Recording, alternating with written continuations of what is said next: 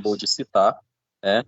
E tratando a respeito do marketing digital, o que a gente tem, na verdade, que comparar nesse momento, o que a gente tem que analisar, né? A gente tem que analisar que nós estamos vivendo, né, o momento do novo normal, né? Inclusive, as pessoas estão, vamos utilizar esse termo, apelidando, né, esse momento que a gente está vivendo de novo normal.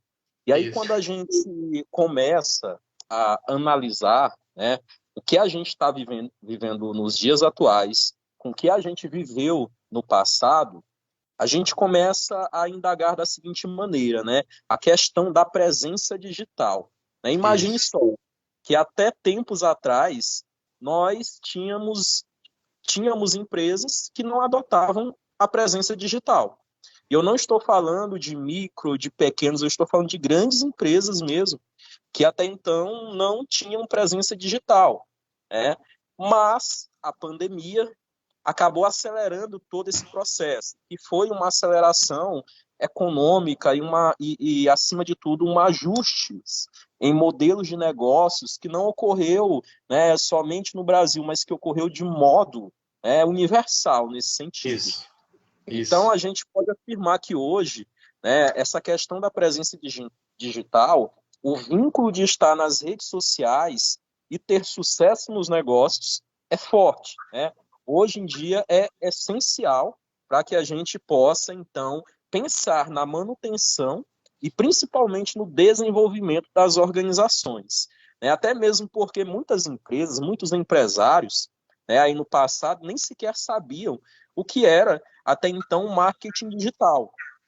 Mas aí, quando a gente vai analisar nesse sentido e pensar no pequeno empresário, no microempresário e até na pessoa física, né, que revende produtos, enfim, que está utilizando esse momento, né, para tentar, né, ele foi despedido, ele está passando por dificuldades financeiras, então ele está tentando empreender naquele momento. Né, e ele Isso. pensa, o que eu posso fazer para que eu possa desenvolver esse meu pequeno negócio. E aí, o que foi questionado muito no início da pandemia foi justamente a questão se nós deveríamos continuar fazendo marketing. Essa questão foi indagada no início da Foi. pandemia, já que era um período que as coisas estavam retroagindo, muitos empresários se perguntaram, e agora? A Sim. gente vai continuar fazendo marketing? E a resposta sempre vai ser sim. Né? O marketing, ele sempre vai existir, ele sempre vai ser essencial para a manutenção e para o desenvolvimento de qualquer organização. No entanto, o que a gente tem que pensar é que para esse momento de pandemia, o marketing ele deve continuar, mas deve se ajustar para o momento atual. Né? Esse ajuste é necessário, é essencial para que os negócios realmente rodem nesse momento. Né? E o professor Daniel, ele colocou aí, pessoal, muitos exemplos bem interessantes, né? Muitos pontos que são essenciais para a manutenção, para o desenvolvimento de qualquer negócio. E aí, nesse sentido, né, quando a gente acaba tratando aí, né, a respeito das ferramentas de marketing, hoje em dia se fala demais a respeito do marketing digital. Mas a gente não pode esquecer que antes do marketing ser digital, ele era marketing. E ele É continua isso. sendo marketing. Né? Então, na verdade, o marketing digital, no contexto, a grosso modo falando, é marketing, pessoal. Então, a gente nunca deve deixar os princípios do marketing tradicional de lado. Muito pelo contrário, a gente deve ajustar esses princípios do marketing tradicional e trazer para o nosso momento atual. Exemplo, identificar o perfil do nosso cliente. Poxa, é essencial. Se eu quiser ter um negócio de sucesso, se eu quiser que a minha empresa se solidifique, eu tenho que conhecer o meu cliente a fundo. A questão da persona, né? Tem até uma pergunta aqui que colocaram no chat, daqui a pouco a gente chega lá. Enfim, nós temos que posicionar essa empresa no mercado, que foi um dos pontos que o professor Daniel citou. Então, inclusive, no início da pandemia, início de tudo, no primeiro trimestre ainda de 2020, pesquisas foram feitas, porque já se pensava, né, que essa questão da pandemia poderia trazer aí, pessoal, uma série de consequências, assim como trouxe e está trazendo.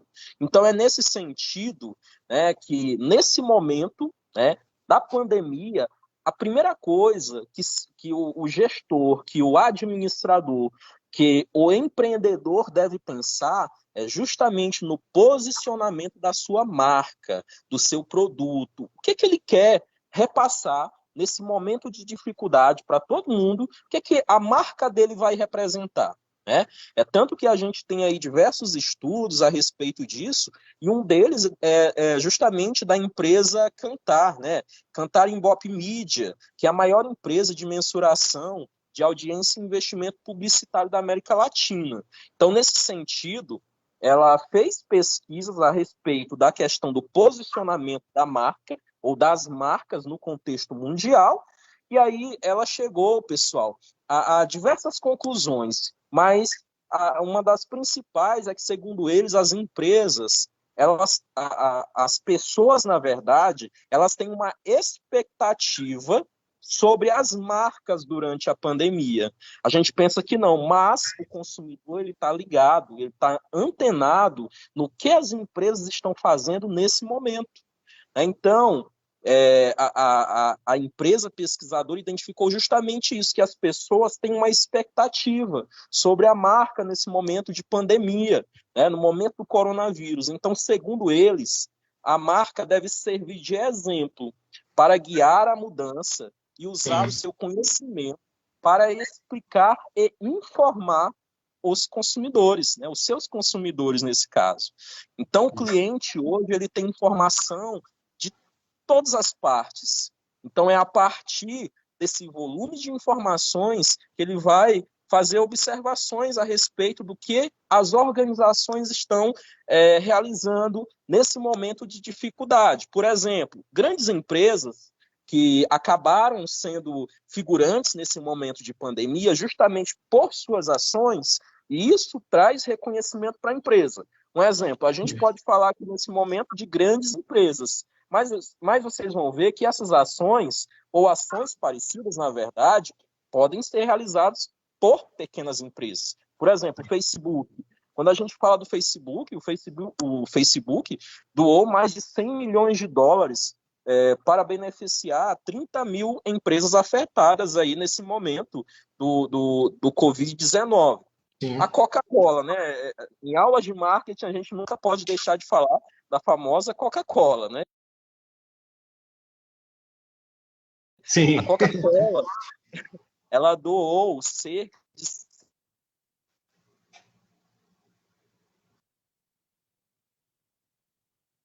a Companhia Brasileira de Alumínio, né? Ela lançou aí o canal de comunicação, podcasts. A Coca-Cola, só vai a Coca-Cola. Algumas pessoas não ouviram. No caso da Coca-Cola, a ação dela nesse momento de pandemia do Covid-19 foi de justamente doar mais de 120 milhões, né, de dólares para o combate ao Covid-19. Né? Já a CBA, que é a Companhia Brasileira de Alumínio, ela lançou aí, realizou ações voltadas à criação de canais de comunicação a respeito da pandemia, podcasts orientativos e uma série de questões. O Bradesco, né? O Bradesco, ele tentou fazer essa questão da humanização, como o professor Daniel trouxe aí, né? Tanto que ele criou aí o que ficou conhecido como live office, né? O que é esse live office? Aí é, na verdade, um programa e uma campanha em que os funcionários mostram a sua adaptação ao período de home office, enquanto outros que estão na agência bancária acabam mostrando o seu dia a dia na ausência dos colegas. Né? E isso tudo por questões de relacionamentos interpessoais e assim sucessivamente. Né? Então, assim, pessoal, os clientes, eles estão visualizando o que as empresas estão fazendo nesse momento. Aí você pode me perguntar, mas professor Rogério, eu sou um microempresário, eu sou um pequeno empresário, eu não tenho condições de fazer esse tipo de doações. Pessoal, aqui são exemplos de multinacionais que têm essa potencialidade. Mas quando a gente fala a respeito dessa questão da aproximação do cliente, do cliente com a empresa, nós estamos falando de pequenas ações. O professor Daniel ele acabou de falar da humanização. Né? E essa humanização hoje, ela acaba agregando cada vez mais no mundo digital, no meio digital. Né? E aí você tem que pensar aí nessa questão da persona e do seu público-alvo também. Né? Um exemplo, quando a gente trata aí da presença digital, é importante que a gente possa, a partir desse momento também, pessoal, buscar priorizar cada vez mais essa minha persona. Né? Um exemplo também que a gente pode trazer aí, né? Quando a gente trata a respeito de redes sociais no contexto geral. Uma dica que eu sempre dou aí para o microempresário, para o pequeno empresário, principalmente para quem está começando nesse momento. Muita gente até acaba, em determinados momentos, falando, não, isso está errado. Mas eu estou falando exclusivamente para o micro e para o pequeno empresário. No começo, quando você estiver iniciando com o seu pequeno negócio, com um produto ou com poucos produtos, a primeira dica é priorize uma rede social. Priorize Sim. a rede social que está localizado a sua persona, o seu público-alvo. Porque um dos grandes erros de quem está começando é querer estar em todos os lugares. E aí o que é que vai acontecer, pessoal? Você acaba desperdiçando forças e ações, atirando para tudo que é lado. E não é assim. Tente identificar a sua persona. Quem é a sua persona? Exemplos. Aí a gente pode pegar como exemplos o público da terceira idade, né? E nessa questão do público da terceira idade, você tem que pesquisar e você tem que estudar e identificar realmente qual é a rede social ou qual é o meio digital que ele mais utiliza. Né? Porque hoje as pessoas de terceira idade estão utilizando bastante aí as redes sociais. Mas se você fizer aí uma leve pesquisa a respeito disso, você vai ver aí que a rede social mais utilizada pelo público da terceira idade é o Facebook. Né? É o Facebook nesse sentido. Pode ver. Professor Rogério. Sim, Daniel, pode falar. Até ouvi alguém comentou aqui no chat mesmo, né? Que existe uma diferença entre o público do Instagram para o público do Facebook. De fato, se vocês perceberam, o que você falou é muito correto. O pessoal que tem uma de mais idade, eles terminam gostando mais de estar ali no Facebook. Justamente, quais são assim, os motivos que eu tenho pesquisado? No Instagram, é aquela coisa mais rápida, né? Mais assim, movimentada, né? Mais flexível, os textos são pequenos, os vídeos são pequenos.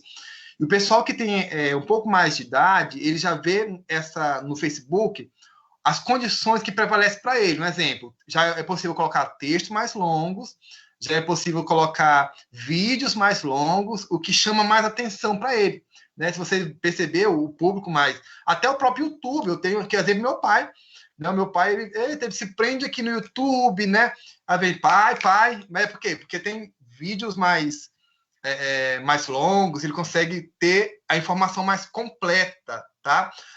Então ele consegue, isso chama atenção para eles, né? Que é justamente, se vocês pegarem a terceira idade, que vem de uma outra geração, que requer as coisas com a informação mais precisa, mais verídica, né? Ele tem aquele tempo maior, eles preferem o Facebook. Então, até isso, você tem que ter esse cuidado, né? O que colocar lá no Facebook, o que colocar no Instagram. Porque lá principalmente no Instagram comercial, você, quando faz uma publicação lá no Instagram, você só arrasta um botãozinho, aí pergunta, né? Publicar também no Facebook, na sua página no Facebook ao mesmo tempo, aí você, eu não vou ter gasto de publicar outra coisa lá no Facebook, eu vou logo postar nos dois. Aí termina postando a mesma coisa nos dois, né? E às vezes o seu engajamento no Instagram é excelente, no Facebook ninguém viu, mas porque o seu público